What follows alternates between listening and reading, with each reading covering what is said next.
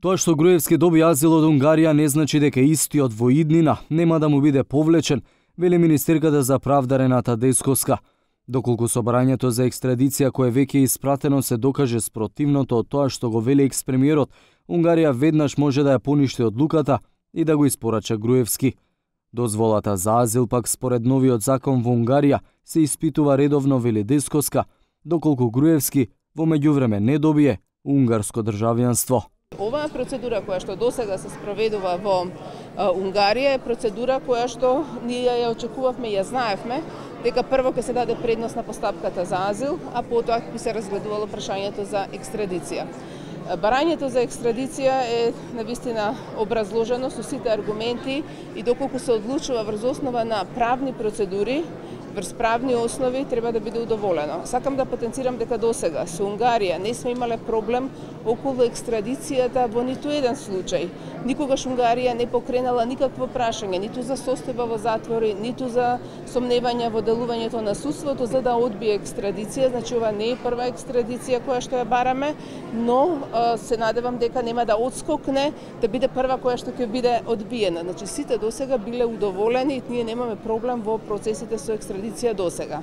Дека Македонија се уште се надева на екстрадиција на Груевски говори изјавата на портпаролот на владата Миле Бошанковски, кој е сигурен дека поранешниот премиер ќе одлежи казната во Македонија. Груевски ќе се врати во Република Македонија и ќе отслужи казната во Република Македонија.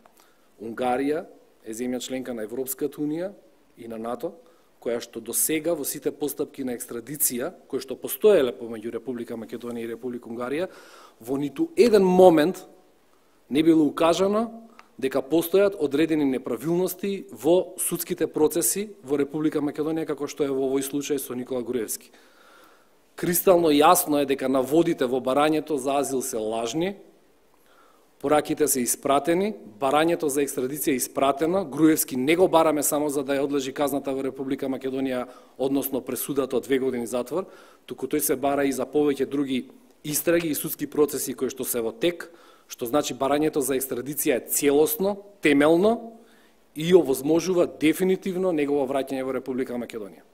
Груевски позитивниот одговор за азил го доби во текот на вчерашниот дена за одлуката на унгарските власти, се пофали веднаш на својот Facebook профил, каде напиша дека во барањето за политички азил навел дека истиот го бара поради политички прогон од новата влада предводена од СДСМ. Во барањето исто така напишал дека владата сака да му ја одземе слободата, користејќи недемократски чекори и методи злоупотребувајќи го обвинителскиот и судскиот систем во Македонија.